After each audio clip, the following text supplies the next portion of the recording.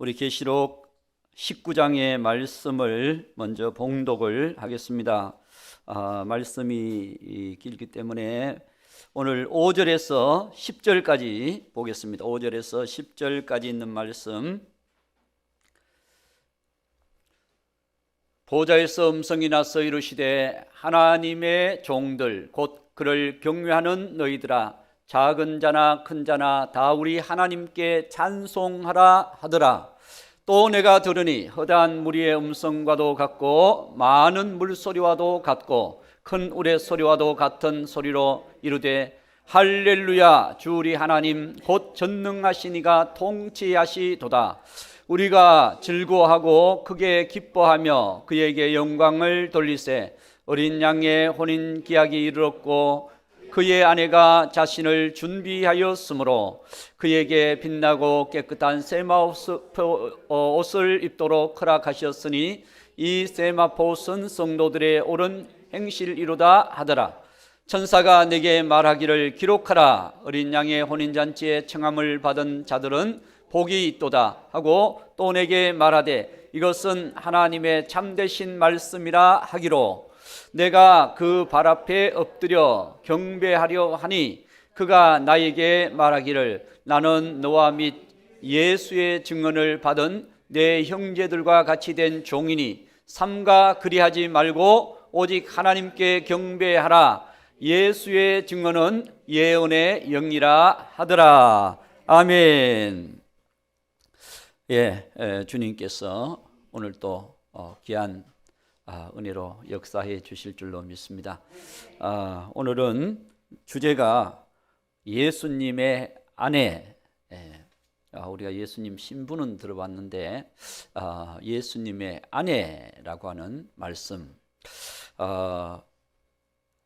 7절 말씀에 우리가 보면 7절 말씀을 보면 우리가 즐거워하고 크게 기뻐하며 그에게 영광을 돌리세.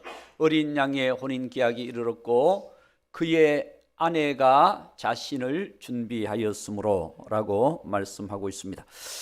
그렇기 때문에 오늘 예수님께서 내 아내다 라고 말씀하시는 것은 이제 확실하게 예수님과 함께 천국의 영광을 누릴 수 있는 하나님의 자녀요 예수님의 신부 아내가 되었다라고 하는 것을 말씀해 주고 있습니다.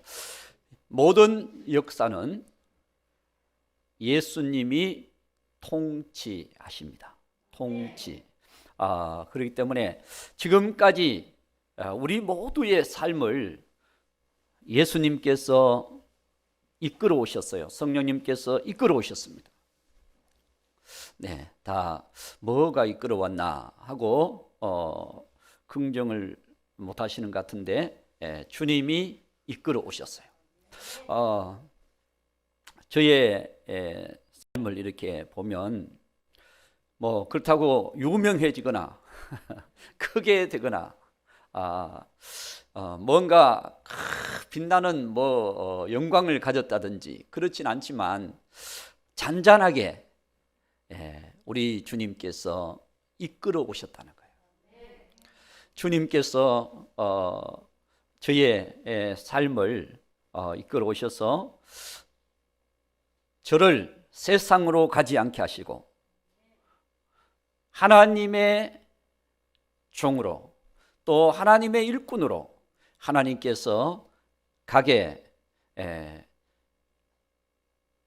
중학교, 고등학교 그때부터 하나님께서 역사해 주셨어요. 남의 일이라고 그렇게 아멘을 세게 안 하셔도 되지만 하나님이 그때부터 역사하셔서 다른 길로 가지 못하게 하셨어요. 왜 그러냐? 제가 그때 중3 때부터 고2 때까지 이 두통을 알아본 사람만 알 수가 있습니다. 두통을 3년을 알았어요. 이틀이 멀다 하고 어떤 때는 매일 매일 두통을 앓기도 하고 이틀이 멀다 하고 두통을 앓았어요. 그게 왜 그런가? 그 이유를 전혀 알 수 없잖아요. 그래서 약을 먹고 기도하고 하나님 바라보면서 하나님 도대체 왜 이렇게 머리가 아프냐? 아픕니까?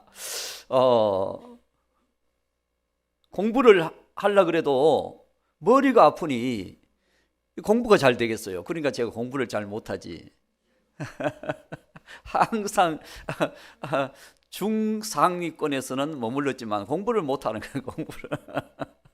하여튼 하려면 머리가 아픈 거예요. 수학 문제 풀면 머리 아프지. 안 그래도 머리 아픈데, 그죠? 수학 문제 풀어봐요. 머리가 그냥 이 신경을 써야 되니까 암송 그걸 암기 하려고 하니까 머리가 아픈 거예요. 암기 하려고 하면 머리가 아픈 거예요. 그러니까 그런 상황 속에서 하나님 앞에서 고2 때 결심을 내렸어요. 결심을. 무슨 결심을 내냐? 고2 이제 고3 때 이제 진로를 가야 되니까 고2 때 하나님, 제가 주의 종의 길로 가겠습니다. 남의 일이라고 아멘도 안 해주시. 제가 주의 종의 길을 가겠습니다. 뭐 주위에서 가라 뭐 이게 문제가 아니라 제가 가겠습니다 하고 결심을 탁 내리는 순간요, 3년 동안 아프던 두통이 사라져 버렸어요. 그렇잖아요. 우리가 하나님과 나와의 관계를 바르게 하면 내 문제가 해결될 수가 있습니다. 하나님이 이끌어 가시는 거죠. 하나님이 잔잔히 제 삶을 이끌어 가시는 거죠. 그래서 제가 개척할 때도 89년도에 개척을 하는데 개척할 때도 어떤 마음이 됐냐면은 하나님께서 빨리 저를 불렀으니까 제가 목회의 길을 그냥 뭐 주님 인도 따라 가겠습니다. 그래서 주위에 경력들이 좀 많은 분들이 정전도사 일찍 개척하지 말고 좀 큰 교회에 가서 훈련 좀 받고 좀 더 배우고 그렇게 개척하라 라고 말하는 것이 잘 안 들어와요. 그 좋은 교훈인데 좋은 얘기는 하지만 젊었잖아요. 젊었고 그리고 주님께서 저를 막바로 신학으로 가도록 이끌어 오셨잖아요. 이끌어 오셨으니까 저는 하나님 앞에서 그냥 하나님 빨리 불렀으니까 뭔가 하실 것이라, 하나님이 하실 것이니까 저는 하나님의 길을 가겠습니다. 그렇다고 부교역자 하는 일이 하나님의 길이 아니라는 건 아니잖아요. 그런데 제가 그냥 환난이 있든 시험이 있든 어려운 문제가 있든 가겠습니다 하고 탁 뛰어들었잖아요. 결혼도 하기 전에 총각 전도사로 개척을 시작해요. 하나님께서 계속 인도는 하셨습니다. 계속 말씀도 하셨고 그렇지만 뛰어나지는 않습니다. 뛰어나지는 않지만 그래도 묵묵히 주의 길을 가는 하나님의 종으로 지금까지 주의 인도를 따라 걸어왔어요. 하나님께서 사용해 주시니까 그때 89년도 개척했으니까 82년부터 신학교 다닐 때부터 전도사 생활하고 89년도 개척했으니까 그래도 꽤 한 것 같아요. 뭐 계산하지 마시고 자 하여튼 좀 하긴 한 것 같습니다. 하나님께서 우리의 삶을 이렇게 이끌어가고 계신다. 오늘 제가 그래서 찬양 하나를 기억이 나더라고요. 그래서 찬양 하나를 준비해 왔습니다. 어려운 시험 당할 때 이 찬양 옛날에 불렀던 찬양인데 지금 새록새록 기억이 납니다. 한번 불러보겠습니다. 어려운 시험 당할 때.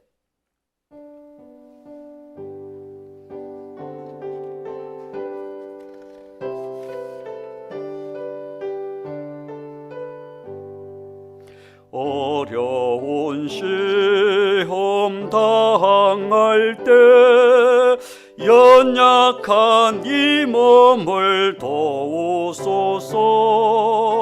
내 간구하는 소리를 사랑해 주시어 들으소서. 오 만유의 주제여, 능력의 팔로 안으소서. 당신의 참된 종으로 한평생 살기 원합니다. 어려운 시험 당할 때 주시어 이기게 하옵소서. 그 시험 내게 은혜 되어 연단한 금같이 만드소서. 오 만유의 주제여, 능력의 팔로 안으소서.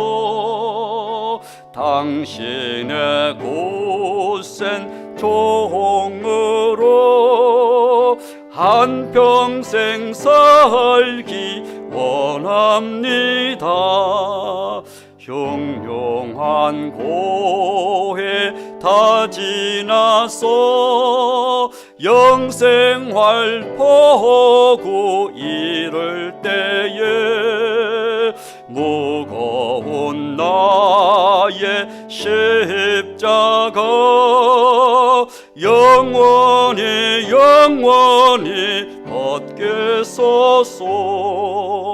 오 만유의 주제여, 능력의 팔로 안으소서.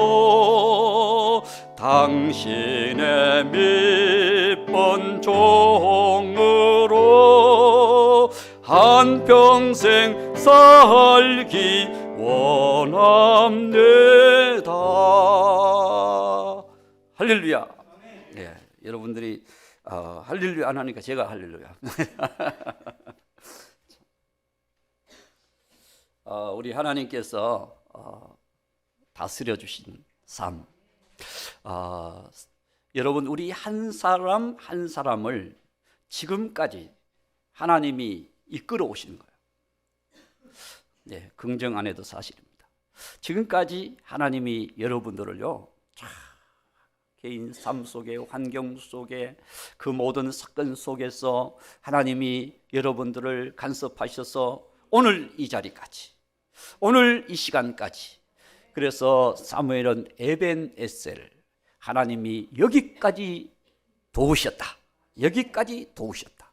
그렇습니다. 하나님은 우리를 도우시고, 하나님은 우리를 이끌어 오시고, 하나님은 우리를 하나님의 일꾼으로, 하나님의 밑본 종으로, 하나님이 쓰시는 하나님의 사람으로 하나님이 이끌어 오셨다라고 하는 것입니다.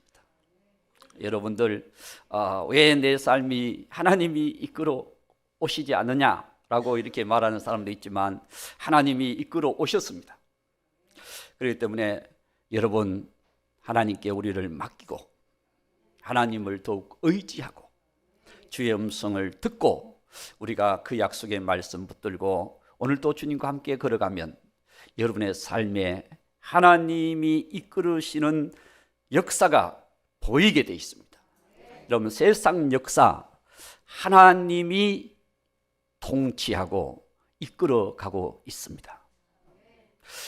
과거 여러분 아담으로부터 지금 현재까지 그리고 천국 갈 때까지, 전과 영원 전과 영원 후까지 하나님께서 통치하고 계신다. 이 사실을 여러분 안다면 왕들도 하나님의 음성을 듣게 될 것이고, 사업을 하는 사람도, 정치인들도 하나님의 말씀을 그들이 듣게 될 것입니다. 그러나 그들이 하나님이 통치한다고 하는 사실을 잘 몰라요. 그러기 때문에 문제가 되는 것입니다. 하나님이 우리를 통치하고 계시기 때문에 우리가 하나님께 우리의 삶을 다 맡기고 그렇게 걸어간다면 그 삶에 하나님의 역사가 있다고 하는 사실을 우리가 기억해야 될 것입니다. 그래서 안 맡겨도 하나님은 통치하시고, 맡겨도 하나님은 통치하시고, 맡기면 하나님께서 하나님의 뜻을 이루는 길로, 하나님 영광을 나타내는 길로 가게 될 것이고, 안 맡기면 영광을 가리지만 하나님의 심판과 하나님의 진노와 하나님께서 다스림으로 인해서 그들의 삶의 고난과 어려움이 또 있을 수가 있습니다. 그래서 우리는 하나님께 우리의 삶을 맡기는 것이 중요하다. 세상 역사는 여러분 계속 강조하지만 7머리로 끝이 나잖아요. 7머리. 최초의 그 머리가 고대 이집트 바로왕 하면 우리가 출애굽기를 통해서 애굽의 역사를 우리가 잘 알고 있습니다. 그러니까 애굽은 그 당시 가장 강대한 나라였어요. 바로왕 하면 다 떠는 나라. 애굽이 그 정도로 강대한 나라예요. 그런 나라의 왕, 여러분 누가 감히 그 나라를 넘나보겠어요? 그 나라가 그만큼 강하게, 고대 이집트 하면은 피라미드 생각이 나고 거대한 나라잖아요. 이집트 나라, 그 나라가 생각할 때, 바로 왕이 생각할 때는 우리나라는 영원할 것이다, 이렇게 생각하는 거예요. 우리나라는 영원할 것이다. 사람도 건강한 청년, 건강한 장년, 건강한 그 순간, 건강하게 그에게는 근육도 있고 건강도 전혀 문제가 없고, 그렇게 자기의 건강과 삶의 모습이 부족함이 없이 딱 되었을 때 그 사람은 생각할 때, 그래, 이 세상은 내 세상이야, 영원할 거야 라고, 그 사람은 나는 죽지 않을 거야 라고 생각을 할 수도 있습니다. 그러나 그것은 다 착각입니다. 착각. 자, 그래서 하나님이 다스리신다. 애굽을 다스리기 때문에 애굽의 군대를 홍해에 갔다가 다 집어넣어버려. 그리고 애굽이 금몰락하게 만들어버려요. 그렇죠? 금몰락하게 만들어. 아수르도 18만 5천의 군대가 이스라엘을 공격해 왔어요. 그 아수르 군대, 여러분 그 당시 아수르가 세계를 지배할 그 당시 이스라엘이 멸망하잖아요. 이스라엘이 멸망해요. 그렇죠? 아수르에 의해서 722년도 BC 722년도에 멸망을 합니다. 그 아수르가 생각할 때는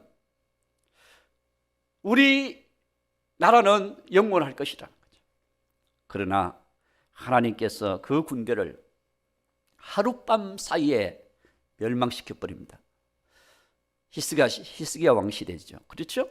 하룻밤 사이에 멸망시켜 버려요. 천사를, 심판하는 천사를 보내가지고 왕만 빼놓고 다 죽여버립니다. 장군이고 뭐가 쫄병이고 할 것 없이 다 멸망이 되잖아요. 그러니까 그들이 다스릴 때는 마치 그들이 세계를 지배할 것처럼 생각을 했어요. 그러나 하나님이 하룻밤 사이에 급몰락하게 만들어. 바벨론 마찬가지죠. 바벨론도 그렇게 위대한, 우리가 다니엘서를 통해서 바벨론의 그 내적인 정치의 상황들을 우리가 볼 수가 있습니다. 그 바벨론도 느부갓네살 왕이 생각할 때는 우리나라는 영구할 것이다. 그런데 다니엘서 5장에 보면 하나님께서 하룻밤 사이에 그 바벨론이 멸망하게 만들어버립니다.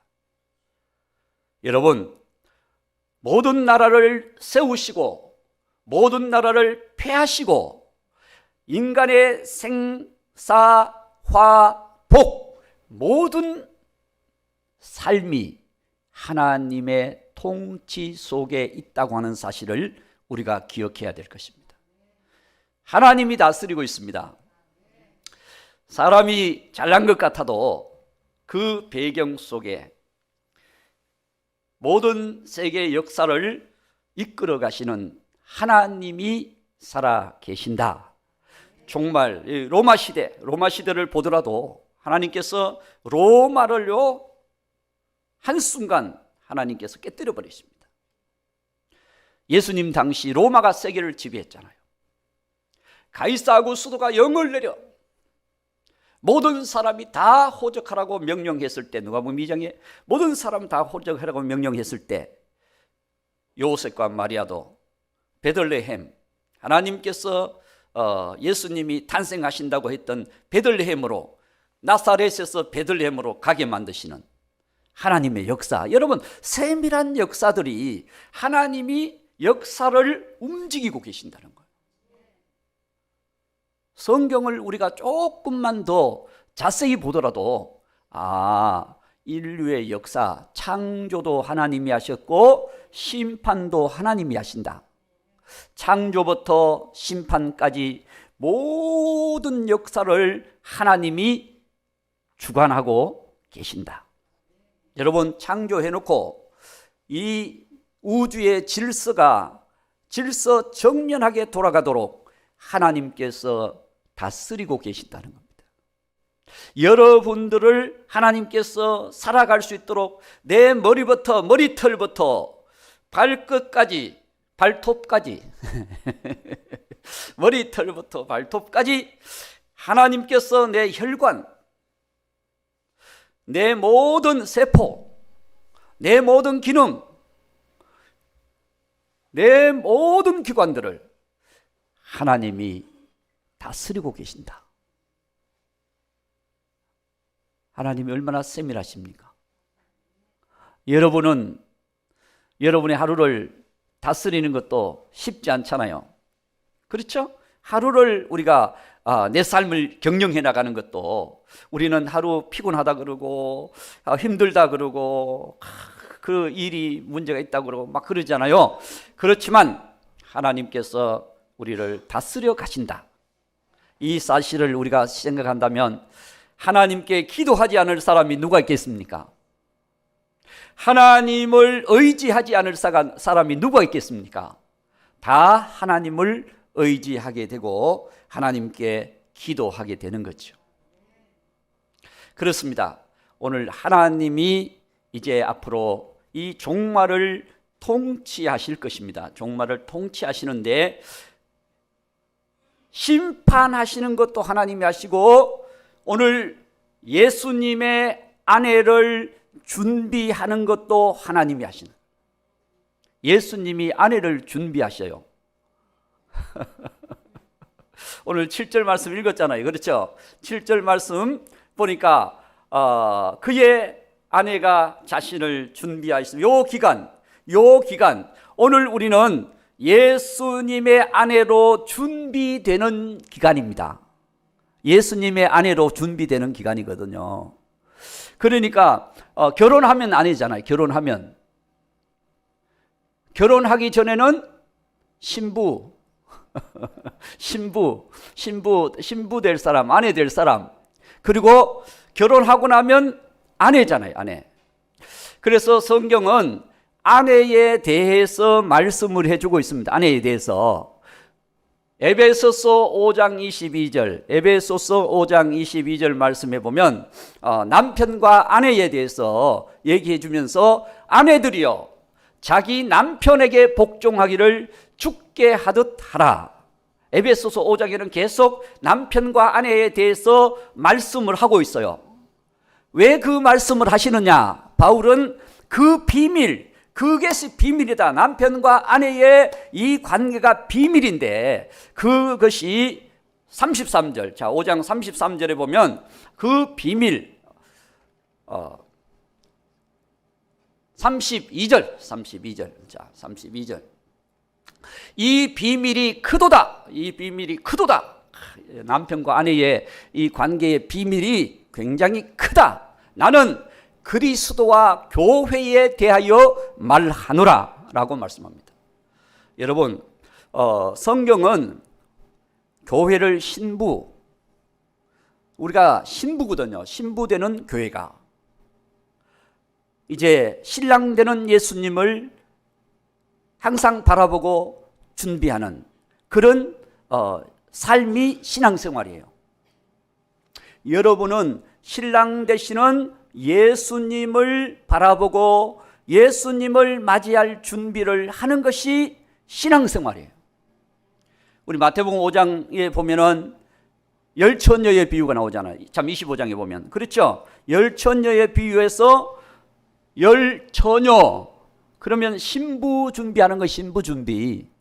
그래서 예수님을 맞을 준비를 하는 거예요.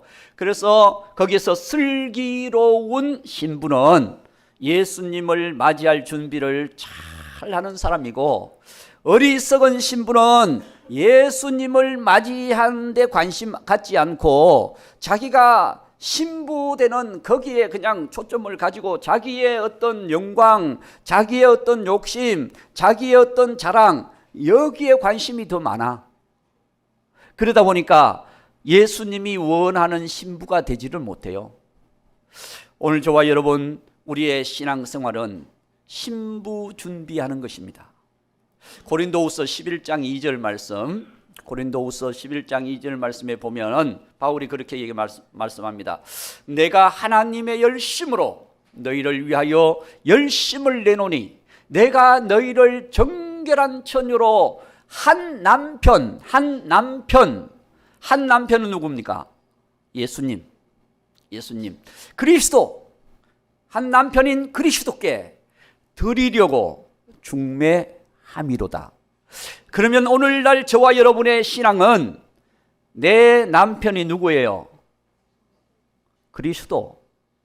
내 남편 그러니까 갑자기 내 남편 누구든가 생각하는데 그리스도가 내 남편이야. 할렐루야.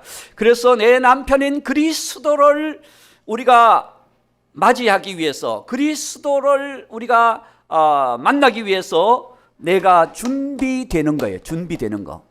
이것이 신앙생활이에요. 그래서 목회는 뭐냐? 성도들이 그리스도를 바라보고 그리스도가 내 주인, 내 남편이 되도록 만들어주는 그런 목회, 그런 신앙을 만들어가는 것이 목회예요. 여러분이 예수님 없는 삶이 되어버리면 그냥 끝나는 겁니다. 그래서 오늘 저와 여러분 우리는 한 남편인 그리스도를 여러분의 남편으로 주인으로 왕으로 그리스도가 누구예요? 기름 부음 받은 자, 왕, 선지자, 제사장 대신 그리스도가 내 남편이다. 그러면 예수님이 나의 왕, 나의 주인. 아멘. 예수님이 나의 길을 인도하는 선지자, 선한 목자가 되신 거예요. 그래서 저와 여러분의 삶이 예수님께 드려지지 않고 예수님과 하나가 되지 않으면 우리는 바른 신앙생활을 할 수가 없습니다. 그래서 철저히 예수님께 붙어서, 요한복음 15장에 보면 예수님께 붙어있는 가지가 되라. 할렐루야. 여러분들의 신앙생활이 예수님께 붙어있는 가지. 자, 요한복음 15장 5절. 15장 5절에 보면 예수님께 우리가 붙어서 나는 포도나무요 너희는 가지라. 그가 내 안에 내가 그 안에 거하면 사람이 열매를 많이 맺나니 나를 떠나서는 떨어져서는 너희들이 하는 것은 아무것도 아니다. 예수님께로부터 떨어져 버리면 아무것도 아니라는 거예요. 그러므로 예수님께 딱 붙어 있는, 그래서 아침에도 예수, 저녁에도 예수, 잠잘 때도 예수, 낮에 살면서도 막 바빠도 예수. 예수님 없는 예배, 예수님 없는 행사, 예수님 없는 삶, 그 삶은 헛상입니다. 예수님이 내 삶의 주인으로 다 예수님과 하나가 돼서 예수님과 함께 살 때 예수님이 원하는 열매를 맺을 수가 있어요. 우리가 왜 예수님께 붙어 있어야 돼요? 예수님이 좋아서 붙어 있지. 그러나 예수님이 원하는 열매를 맺기 위해서. 자, 요한복음 15장 16절. 15장 16절 말씀에 너희가 나를 택한 것이 아니요 내가 너희를 택하여 세웠나니 이런 너희로 가서 열매를 맺게 하고 또 너희 열매가 항상 있게 하여 내 이름으로 아버지께 무엇을 구하든지 다 받게 하려 함이니라. 예수님께서 원하는 열매를 맺게 한다는 거죠. 항상 있게 하여. 그렇습니다. 우리는 한번 작정해서 예수님께 붙어서 열매 맺는 것이 아니라 항상 붙어 있어야 돼. 아이고 나는 예수님이 지겨워서 못 붙어 있어. 그러면 잘못된 거야. 예수님께 우리가 붙어 있는 것이 즐겁고 좋고, 우리가 다시 7절로 다시 본문 말씀 7절로 19장 7절로 가봅시다. 자, 우리가 즐거워하고 크게 기뻐하며 그에게 영광을 돌리세. 즐거워하고 크게 기뻐하며 그에게 영광을 돌리세. 여러분, 그렇게 사는 삶은 왜 그렇게 살까요? 우리가 예수님을 기다리고 예수님을 바라보고 다시 오실 예수님을 소망하고 살았기 때문에 그날 예수님 내 남편과 결혼하는 그날이 지금 다가오고 있으니까, 그날이 여러분 지금 내 앞에 다가오고 있는 거예요. 그러니까 우리는 예수님과 결혼할 남편과 아내 될 그 상황이 다가오는 거예요. 그러니 우리에게는 얼마나 기쁘고 좋을까. 아멘. 그래서 오늘 저와 여러분은 예수님께 붙어서 열매를 맺는다고 하는 것은 하나님의 뜻을 이루어가는 삶을 살아가는 거예요. 하나님의 뜻을 이루어가. 그래서 우리는 우리의 뜻을 이루어가는 게 아니고, 오늘 또 우리가 오전에 아브라함이 자기 방법으로 했던 삶은 아니라는 거죠. 그렇죠. 자기 방법으로 이스마엘을 낳고 자기 방법으로 엘리에셀을 종을 자기 후계자로 삼고, 그것 하나님은 그게 아니라는 겁니다. 아니라는 거예요. 오늘 우리의 방법으로 살아가는 것은 아닙니다. 아멘 안 해도 아닙니다. 할렐루야. 그렇기 때문에 오늘 우리는 하나님이 우리를 통치하시도록, 그래서 하나님이 우리를 이끌어 가시도록, 우리가 하나님의 음성을 듣고 우리가 하나님의 인도를 받아서 하나님의 다스림을 받아서 하나님의 영광을 위하여 우리가 살아간다면, 여러분, 우리는 주님의 신부로서, 아내로서 주님께 점점 합당한 하나님의 신부가 되는 거예요. 그렇죠. 하나님께서 우리에게 이신칭의, 우리를 선택하셨어요. 예수님 안에서 선택하셨습니다. 자, 선택하신 우리들은 계속해서 우리가 성장해 가야 되고 성숙해 가야 되고 예수님이 기뻐하는 열매를 맺어가는 그런 하나님의 사람들로 세워져 가야 되는 것입니다. 오늘 저와 여러분이 아내로 준비되는 신앙생활은 하나님과 나와의 관계 속에서, 하나님과 나와의 관계 속에서 여러분 1대1의 신앙생활이에요. 내 신앙을 엄마가 해주고 아빠가 해주고 형이 해주고 언니가 해주고 동생이 해주는 게 아닙니다. 내 신앙은 내가 주의 은혜를 입어서, 할렐루야, 성령의 은혜를 입어서 그 은혜를 따라서 여러분 주님을 나의 주인, 나의 남편, 할렐루야, 그래서 자신을 준비하는 신앙, 이 신앙이 돼야 되거든요. 이 신앙이 바로 흰옷 입은 무리의 신앙입니다. 흰옷 입은 무리. 자, 그래서 오늘 말씀에 보면 8절, 자, 8절 말씀에 보면 그에게 빛나고 깨끗한 세마포 옷을 입도록 허락하셨으리. 그렇습니다. 여러분, 신부가 준비되었을 때, 준비하는 것은 성령의 인도를 따라, 약속의 말씀을 따라, 주의 믿음을 따라, 은혜를 따라, 주신 은혜를 따라서 여러분 그 믿음을 주시는 것은 은혜고 선물이고 공짜입니다. 여러분들에게 하나님이 부어주시는 은혜는 다 공짜예요. 복음, 기쁜 소식. 누구든지 목마른 자는 와서 값없이 마셔라. 마셔라 그래도 목마른 자는 목사님 뭘 주시려고 마시라 그러냐 그러는 것 같은데, 목마른 자는 와서 값없이 마시라. 주님의 생수를 마시라. 그렇습니다. 오늘 저와 여러분, 우리는 주님의 귀한 자녀, 은혜를 입은 하나님의 백성으로서 우리의 신앙이 자라지 않으면 안 됩니다. 자라야 주님께서 인정하시는 거예요. 어린아이하고 결혼하겠습니까? 예수님이 신부가 되려면 성숙하고 자라고 성화되어 가고 뭔가 자라야죠. 그래야 신부가 돼, 신부감이 되지. 그냥 어린아이로 태어나가지고 그냥 난 태어났으니까 뭐 빈둥빈둥 뒹굴고 평생을 뒹굴고 있어도 신부가 될 거야. 그렇게 생각하면 안 맞는 거죠. 오늘 우리 히브리서 6장도 1절부터 우리가 안 읽었지만 1절부터 쫙 읽어보면요, 초보를 버려라, 초보 신앙을 버려라, 어린아이 신앙을 버려라. 한 번 은혜 받았다고 그 은혜 받은 것으로 만족하게 여기지 말아라.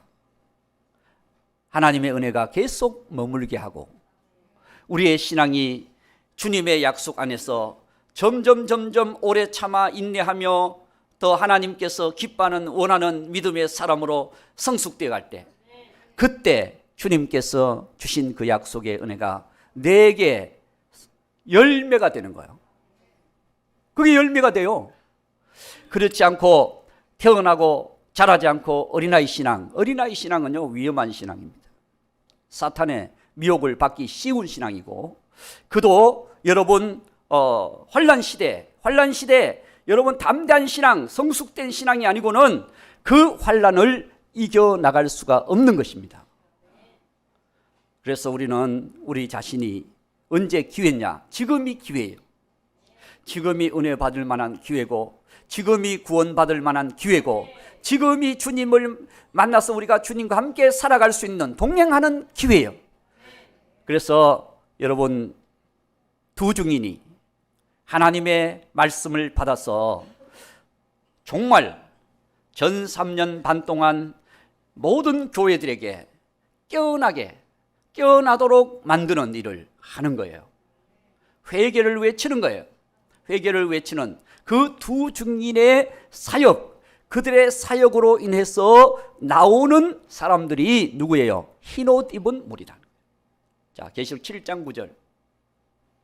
7장 9절 말씀에 보면 이 일 후에 요전에 14만 4천의 주의 종의 사역이 나오고 이 사역 후에 내가 보니 각 나라, 족속, 백성, 방언 아무도 셀 수 없는 큰 무리가 온 세계에서 흰 옷을 입고 손에 종려가지를 들고 예수님 종려가지를 들고 나오는 것은 초림할 때 예수님이 예루살렘 성을 여러분 입성할 때 종려가지를 흔들면서 호산나 했잖아요. 이와 같이 예수님 재림할 때 누가 이렇게 재림을 환영하느냐 이거죠. 재림 환영하는 자가 흰 옷 입은 무리예요. 이 사람들은 어디서 나왔느냐? 자, 7장 14절. 내가 말하기를 내 주여 당신이 아시나이다. 어디서 나왔느냐? 그리고 13절 나왔어요. 그러니까 14절에서 대답하기를 내 주여 당신이 아시나이다 하니 그가 나에게 이르되 이는 큰 환난에서 나오는 자들인데 어린 양의 피에 그 옷을 씻어 희게 하였느니라. 그 옷을 씻어 희게 하였느니라. 그렇습니다. 어린 양의 피에 그 옷을 씻어서 희게 하였느니라. 그래서 그들은 깨닫고 회개하고 예수님과 함께 다니지 않았던, 예수님 안에서 살지 않았던 그들의 삶을 회개하고 청산하고 예수님과 함께 걸어가는 그런 믿음의 사람들이 되는 것입니다. 그렇습니다. 이 마지막 때를 살아가는 우리가, 여러분, 이 옷이 중요해요. 옷은 뭘 얘기하느냐? 성경에 보면 옷은 여러 가지를 얘기해요. 소속도 얘기하고요, 신분도 얘기하고, 그 옷은 여러 가지 의미가 있어요. 의미가 있는데 특별히 성경 안에서는 영적 의미가 들어있어요. 옷 속에 영적 의미가 들어가 있어요. 그리고 그 사람의 영적 상태를 이 옷으로 얘기해 줄 수가 있어요. 옷. 그래서 이 옷이 바로 예수님이 재림할 때 세마포 흰옷, 그 옷은 이 흰옷 입은 무리, 이 흰옷은 자기가 입는 게 아니에요. 주님이 입도록 허락하시는 거예요. 8절 보면 8절. 자, 19장 8절. 계시록 19장 8절. 주님이 입도록 허락하시는데 보세요. 세마포 옷을 입도록 허락하셨으니, 그러니까 믿음의 인정과 결정은 내게 달린 것이 아니라 주님께 달렸다는 거예요. 그렇죠? 자, 우리가 결혼식 유대 결혼식 하는 장면을 우리가 복음서에서 볼 수 있잖아요. 마태복음 22장 11절 말씀에 보면 결혼식 하는데 왕이 아들을 위해서 큰 잔치를 벌여놓고 사람들을 초청을 했어요. 초청을 하니까 사람들이 싫어하고 오지 않고, 나는 밭을 샀으면 가야 된다, 사업 때문에 가야 된다, 그리고 사람들이 가요. 그래서 초청장을 다른 사람한테 보내. 그래서 많은 사람들이 왔는데 보세요. 임금이 손님들을 쭉 보니까 뭐가 없어요? 예복을 입지 않은 한 사람을 보고. 그러면 그 예복이 어디서 나오느냐? 초청장을 보낼 때 예복을 같이 보내는 거예요. 초청장을 보낼 때, 그러니까 그 예복을 입도록 당신이 이거 입고 오세요, 이거 입고 오세요 다 보내가지고, 주인이, 왕이 보내가지고 그 초청장을 받아가지고 예복을 입고 단정하게 해서 딱 그 잔치에 참여를 하는 거예요. 그런데 보니까 예복을 입지 않았어. 예복을 입지 않은 이 한 사람. 12절. 자, 이르되 친구여 어찌하여 예복을 입지 않고 여기 들어왔느냐? 아니, 그가 아무 말도 못하는. 아이고, 입으려는데 시간이 없어서 그냥 왔습니다. 그래, 하여튼 어떻게 바빠서 예복을 못 입고 왔는지도 몰라. 그러니까 13절. 임금이 사원들에게 말하되 그 손발을 묶어 바깥 어두운데 던지거라. 거기서 슬피 울며 이를 갈게 되리라. 이것은 다 지옥 가는 얘기를 하는 거예요. 지옥 가는 얘기. 여러분, 주님께서 우리에게 흰옷 입은 삶을 살게 하신 거예요. 그렇기 때문에 우리가 흰옷 입고 다니는 신앙생활에 합당한 신앙이 뭐냐?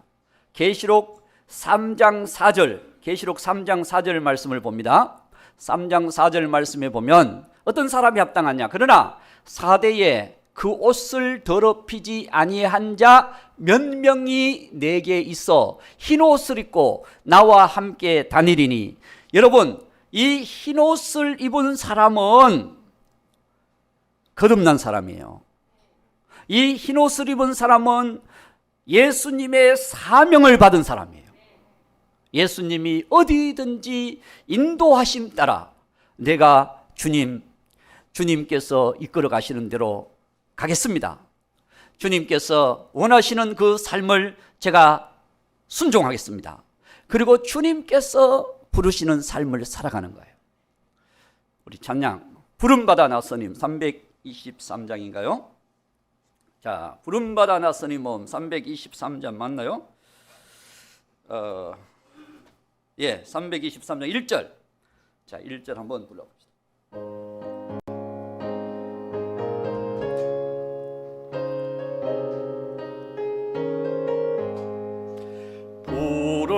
부름받아 나서니 모음 어디든지 가오리다.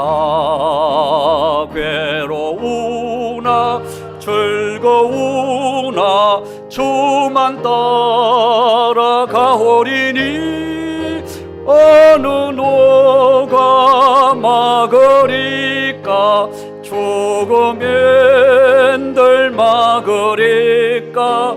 어느 노가 막으리까 죽음인들 막으리까.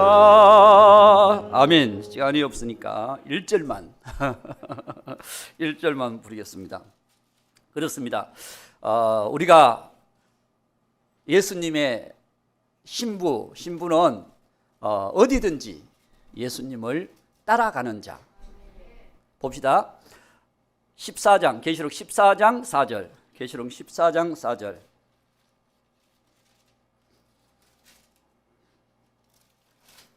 자, 계시록 14장 4절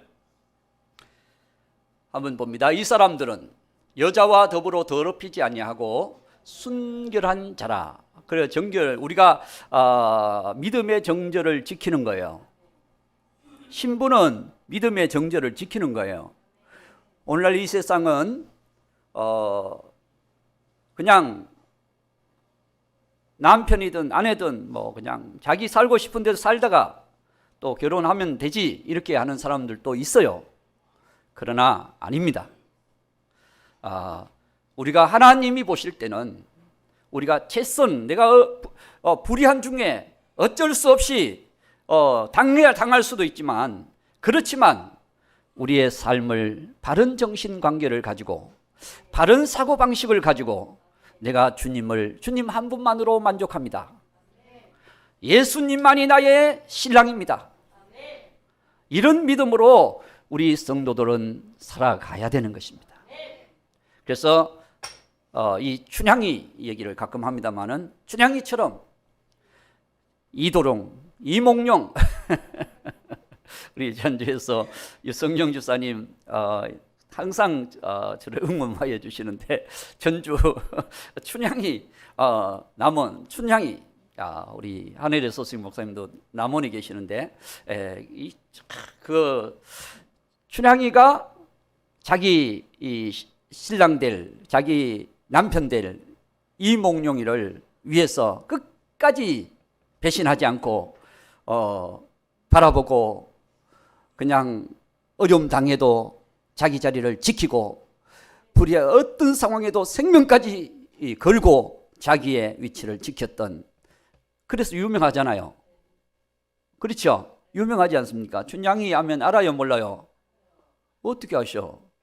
그 보지도 않은 춘향이를 그러니까 이 춘향이가 그런 정절을 지키는 정말 그런 모델이 되는 하는 사람이잖아요. 한 사람이잖아요. 그러니까 우리 그리스도인들도 예수님 오실 때 여러분 이단에 넘어간다든지 우상에 넘어간다든지 다른 신을 따라간다든지 요즘 중국은 파룬궁 뭐 그런 무슨 전능신교인가 전능하신 하나님도 아닌데 그냥 그런 어떤 사람이 만들어 놓은 그거를 중국 이단이에요. 이거 신천지보다 더 강한 이단 중국 이단이 파룬궁이에요. 파룬궁인데 그런 어떤 미혹에 빠지면 안 되는 거죠. 그렇죠? 우리는 믿음을 지켜야 됩니다. 주님은 믿음을 지켜라 그랬어요? 지키지 말라 그랬어요? 아무렇게나 하라 그랬어요? 믿음을 지켜라. 아멘. 그래서 여보니까 여자와 더불어 더럽히지 아니하고 순결한 자라 그렇습니다. 우리의 믿음이 정말 주님 한 분만으로 좀 만족하고 내가 신앙생활하면서 예수님을 사랑하는 믿음으로 우리가 신앙생활을 해야 돼요. 그냥 목사님 눈치 보는 신앙, 옆에 권사님 눈치 보는 신앙, 옆에 뭐 안수집사님 장로님 눈치 보는 신앙, 옆에 무슨 성도님 눈치 보는 신앙, 이건 바른 신앙이 아닙니다. 주님의 눈치. 할렐루야. 주님을 바라보면서 우리가 정말 주님이 기뻐하는 신앙으로 우리가 자라가야 그 신앙이 예수님의 아내 될 신부 될 자격이 있는 거예요. 그 다음에 보세요. 어린 양이 어디로 인도하든지 따라가는 자며 아멘. 어린 양이 어디로 인도하든지 따라가는 자며 어린 양에게 속한 자 예수님께 속한 자 그렇습니다. 오늘 저와 여러분 주님께 속하지 않고 이론으로 나는 하나님 자녀다 나는 은혜 받았다 뭐 이건 아무 소용없습니다. 주님이 인정하셔서 신부가 자기를 준비했는데 아내가 자기를 준비했는데 우리가 믿음으로 열심히 주님을 사랑하고 주님을 고백하고 주님을 따라가고 주의 음성을 따라 주의 약속을 따라 살았던 그 삶에 대하여 주님이 너는 내 아내다 라고 인정하셔서 세마포 옷을 다 하사해 주시는 것. 이것이 예복이야. 예복. 주님이 주시는 예복이요. 그 예복을 여러분 입지 않고 자기가 신앙이 좋다 막 그래도 소용이 없어요. 자, 한 군데 봅니다. 계시록 3장 20절. 3장 20절.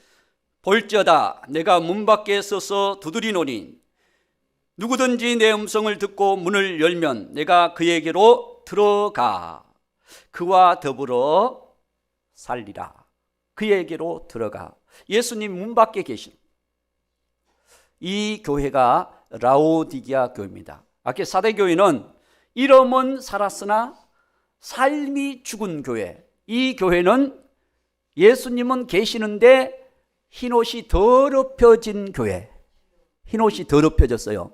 여러분 흰옷이 더럽혀지면 다른 옷보다 더 추해요 안 추해요?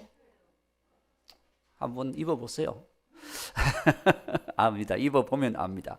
자, 오늘 이 라오디게아 교회는 예수님이 문 밖에 계셔.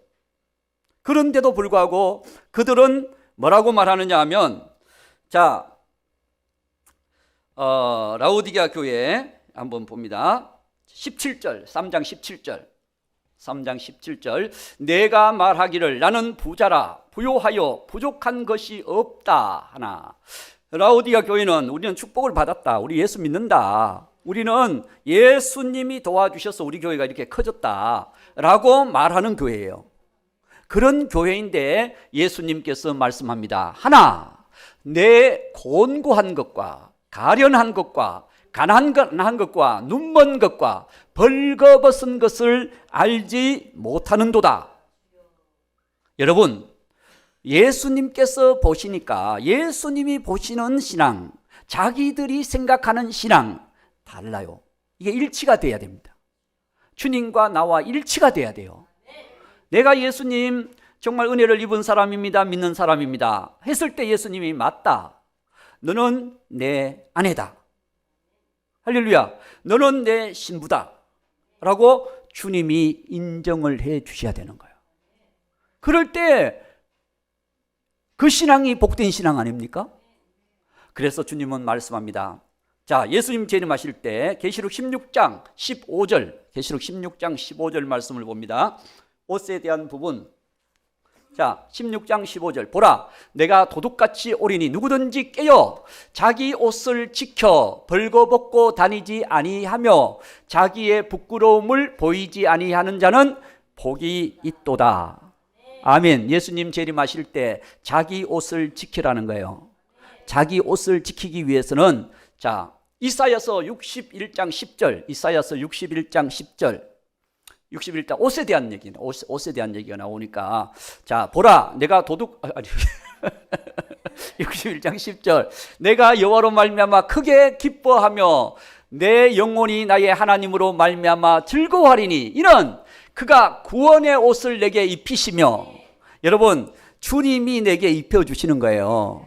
구원도 내가 하는 거, 내가 받는 게 내 주님이 주시는 거예요. 은혜도 주님 주시는 거고 선물이잖아요. 선물. 할렐루야. 주님이 주셨어요. 주님이 주시며 공의의 겉옷을 내게 더하심이 신랑이 사모를 쓰며 신부가 자기 보석으로 단장한 같이 하셨습니다. 주님께서 공의의 겉옷, 이 공의의 겉옷은 우리의 믿음의 삶의 옷이에요. 아내가 자기를 준비하는 거예요.